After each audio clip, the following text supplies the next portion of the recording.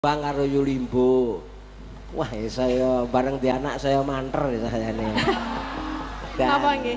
Ngadeg, saged ngadeg mboten? Oh, ora iso kuwi wis semono kok wis. Nah, anu mbok njaluk izin kita agane mulih. Engko men ngerti buktine. Bukti ngapa? Ngadeg karo orane kuwi lho.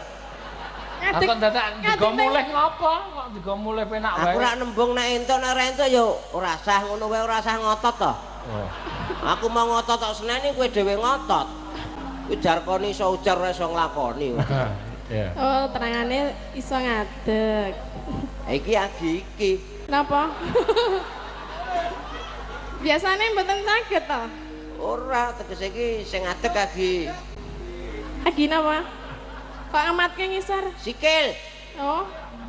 Aku ya ngoreksi aku banget ngapa to kok ngisor kok ya melu ngisor. Lah nggih jenengan ngamatke ngisor kula enten nek enten apa ngenten lho. Ayo jajal ngemano